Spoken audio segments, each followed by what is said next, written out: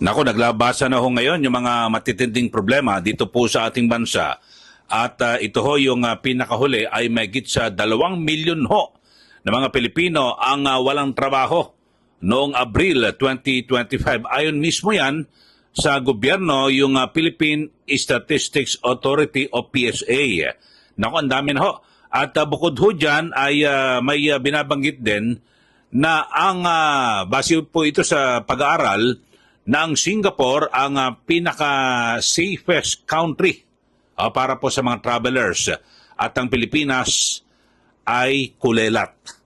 Yun ho mga kababayan. So, lumabas ho ito mga isyong ito mga kababayan at sa katatapos lang po na isinagawang cabinet revamp na kung saan ay maraming na-retain na mga miyembro ng gabinete at kasi, ewan ko lang ho, ang binabanggit ho mismo ni Pangulong Marcos ay ang sabi ho niya sa pagpapatupad ng cabinet revamp ay, eto niya, sabi niya, we are looking at the problem deeply.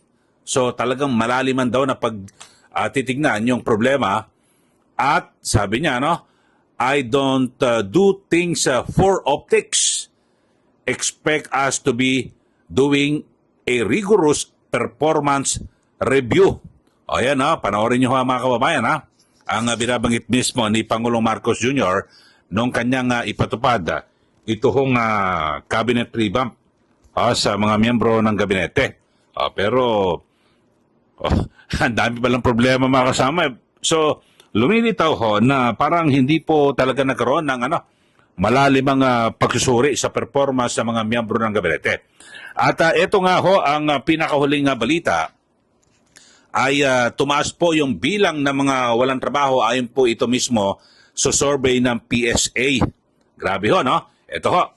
Mag-iisang buwan na mula nang lumipat sa construction ang dating magsasaka sa Nueva Ecija na si Marshall. Aniya, dahil sa sunod-sunod na bagyong tumama roon noong 2024, nahirapan na siyang makabawi. Mababayaran yung mga utang kung magandang pero kung kunti lang money, makukupan sa utang. Nang bagyong palay mo, wala na. Hindi nag-iisa si Marshall sa ganitong sitwasyon. Ayon sa Philippine Statistics Authority, isa ang sektor ng agrikultura sa may pinakamaraming nabawas na trabaho noong Abril 2025. Marami rin ang nawalan ng trabaho sa manufacturing sector, lalo na sa mga gumagawa ng semiconductor chips at ibang electronic components dahil sa humihinang export trade at sa food service activities. Kaya ang unemployment rate para sa buwan ng Abril umakyat sa 4.1% mula sa 3.9% noong Marso. Katumbas ito ng mahigit 2 milyong Pilipinong walang trabaho mula sa dating 1.93 million.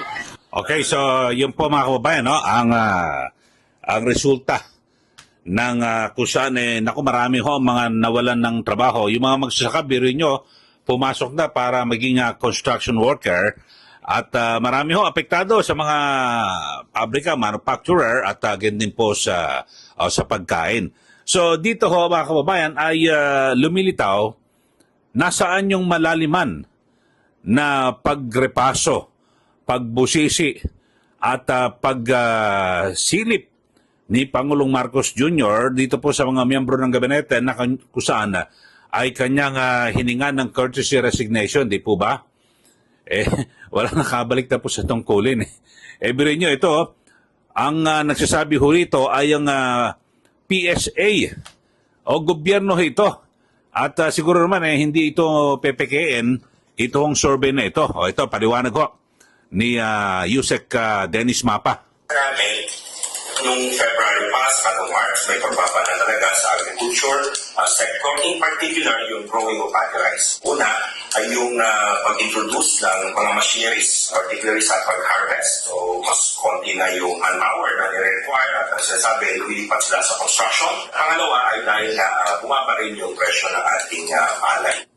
Sabi ng grupong Sinag, bagamat mahalaga na mapababa ang presyo ng bigas para sa mga consumer, kailangan di mabigyan ng sapat na suporta ang mga magsasaka para mahikayat silang ipagpatuloy ang pagtatanim. Ang problema ngayon sa palay, talagang bagsak to 11 to 14 pesos ang kinukuha lang ng mga millers. Pero yung cost to produce is around 16 pesos, 16 pesos. Kaya lugi pa siya. Kaya we've been proposing for a long time na institutionalize yung floor price para guaranteed yung income ng farmer. Tumaas din ang underemployment o ang bilang ng mga Pinoy na naghahanap ng karagdagang pagkakakitaan. Kabilang na dyan si Neil John, na rumerelyebo lang kapag may absent na empleyado sa food cart na ito. Okay, so yun ho mga kababayan at maliwanag ko ayon mismo kay Yusek Dennis Mapa na talagang humina pa no ng January pa lang at February. Tapos ito yung April ho talagang dumami na ho yung mga walang trabaho. Biruin nyo mahigit 2 milyon, 2.06 million na mga Pilipino ang walang trabaho. So bakit hindi ho ito natunugan at yung mga ganito kasi kapag ganito na may malaki hong problema sa sektor po ng agrikultura, yung Department of Agriculture anong ginawa?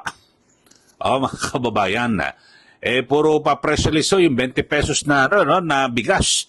Pero tila nakalimutan ho yung mismong kalagayan ng mga magsasaka. Kita nyo naman ho na kung saan may mga magsasaka na gano'n lang pumasok na sa construction. Naging construction worker dahil sa wala ho talaga hindi po mabubuhay yung kanilang pamilya. Ito na ang sinasabi ho natin. So parang lumilitaw na talagang sa una nating vlog, di ba? Parang may tinarget lang ho na ilang opisyal ng gobyerno at sinasabing konektado sa Duterte administration tapos yung iba ni-retain at pinanatili sa posisyon. Dito ho mga kababayan ay, di ba, pangunahing talagang bumagsak po yung dami ho. Ibig sabihin talagang lumagapak at dumami po yung mga walang trabaho ay sa sektor po ng agrikultura. Bakit nanatili po si Agriculture Secretary Chu Laurel? Yun lang ho, nagtatanong ko. So bagay, bagamat ito po ay prerogatibo ni Pangulong Marcos Jr. na manatili o hindi ang isang miyembro ng gabinete. Pero kasi, bakit nagsalita pa ho siya? Na kung saan ay talagang malaliman daw yung investigasyon. Tapos hindi raw yan wala raw mga bulahan o papapogi. Talagang kanilang talagang hihimayan ng matindi, rigorous, talagang masinsinan at malaliman yung paghimay sa performance ng kanyang mga miyembro ng gabinete. Ito lumabas daw ang resulta ng survey ng PSA. Lumitaw ho, napakarami ho ng mga Pilipino ang walang trabaho. At bukod do sa unemployment, yung underemployment, yung mga pa-extra lang ho at hindi permihan yung kanyang trabaho. Tapos yung pa-sideline, dumami pa ho, mga kababayan. So ano ibig sabihin ho nito? Pwede rin bukod sa Department of Agriculture ay meron din problema sa Department of Labor. At siguro sa kabuuan sa economic team ni Pangulong Marcos Jr. na na-retain din ho o nanatili sa kanilang pwesto. So eto na ho, paano ho ito mangyayari, mga kababayan? At ano ang gagawin ho dito ng gobyerno? Alam niyo ho ba, at ito, unemployment, di ba? Ito, naitala rin ho na kung saan ang Pilipinas ay ito yung mga worst countries para po sa mga workers. Ayan, panoorin nyo yan. Yan. Biro nyo yung Pilipinas ay pang-siyam. Pangalawa sa huli. Ayan, kita nyo naman, So, talagang bumibingo na Ang dami, yung unemployment rate, tumaas. Tumaas ang bilang ng mga walang trabaho. Tapos, ayan ayon po ito sa International Trade Union Confederation Global Rights Index. Ayan At talagang kasama po sa 10 ang Pilipinas dito po sa pinaka worst countries dito po at ang number 1 naman ay Bangladesh. Ito yung pinaka worst. At ang Ecuador, Eswatini, Nigeria, Tunisia, Belarus, Egypt, Myanmar, at Pilipinas na kasama, Birimatas, Turkey. So, pinaka-worst. Nasasama ho tayo. Sana sa pinakamainam. At siguro sa iba pa nating vlog ho mga kababayan, pag-usapan din natin yung merong binabanggit na kung saan pag-aral na ang Singapore yung pinaka-safest o pinakaligtas ho. Tapos ang Pilipinas ang pinaka-grabe ho. O pinaka-hindi ligtas. Sa iba ho yan dahil sa maganda ho yan pag-usapan ho natin yan at idudugtong ho natin dahil sa meron pong bagong hepe ng Philippine National Police. Pero dito ho mga kababayan sa pinag-uusapan ho natin na kung saan ay yung jobless, yung mga walang trabaho ng mga Pilipino ay 2.06 million. Napakarami ho nito mga kababayan at ano ang gagawin dito ng ating gobyerno. Bagamat sila po ay nangangako na kung saan ang sabi ho nila ay talagang gagawa raw po ng mga paraan para lalong makapag-create ng mga trabaho o makalikha ng mga trabaho dito po sa ating bansa. Pero sana ho, kung talagang matagal na ba ito dapat ho ang ginawa ho ng Malacanang ay nakipag-ugnayan din muna sila sa PSA. Kung naging maayos ho ba yung di ba, yung ang performance ng bawat sektor at di ba, ito lumitaw ho yung sektor ng agrikultura, grabe ho. Talagang matindi po yung dagok. At biro nyo, talaga marami po ng mga nagugutom ng mga magsasaka dito po sa ating bansa. So, yun po. O ano kayang mangyayari ho rito? Kasi wala na, na-retain na po Yung mga miyembro ng gabinete, ang pinakamainam sana Sa bagay, yun namang napanood sa ating mga nakaraang vlog. At parang naging moro-moro lang. At parang pampahupa.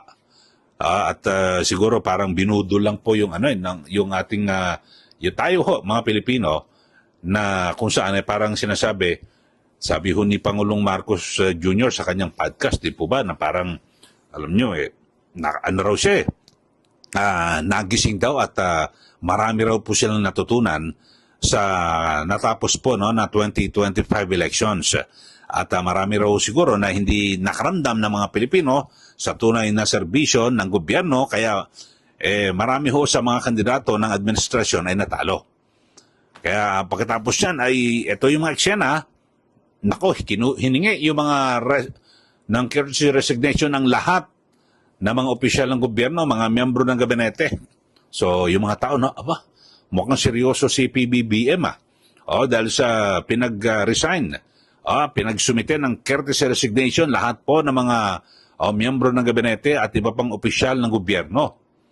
Tapos unti-unti ibinalik. Parang wala ho silang nasilip na masama ang performance sa mga miyembro ng gabinete. Ito, nagdudumilat ho ito na ebidensya na tumaas po yung bilang ng mga walang trabaho dito po sa ating bansa. At siyempre ito po ay mismo sa gobyerno. PSA ho yan mismo ang nag-survey. So malabo naman yan po ay fake news yan ho.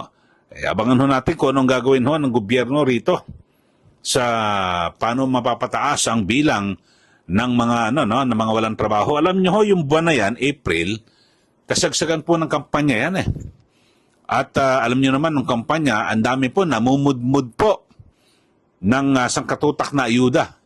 Yung mga kandidato, lalo na po sa administrasyon, di po ba? At yung mga incumbent. Ano nangyari? So, hindi po sila nagtrabaho? Tinamad magtrabaho at umasa sa ayuda? Ganyan po ba ang nangyari?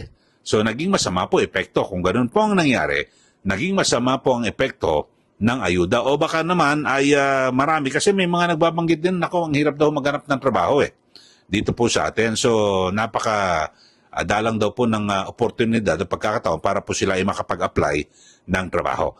So, yan lang ho mga kababayan at inilatag lang ho natin yung pinakahuling report na tumaas po yung unemployment at ganyan din po yung underemployment dito po sa ating bansa na tila hindi po ito nakita ni Pangulong Marcos Jr.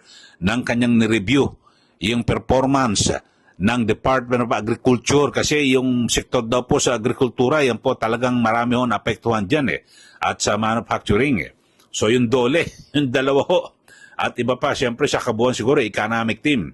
Hindi siguro na na nakita ho sa malaliman na pagbusisi sa performance sa mga miyembro ng gabinete. Ulitin ko ho, prerogatibo po ito ng Pangulo kung sino ba ang kanyang i-retain o sibakin sa pwesto. Pero ang aking pinagbabasihan lang naman ho mga kababayan, nagsalita siya.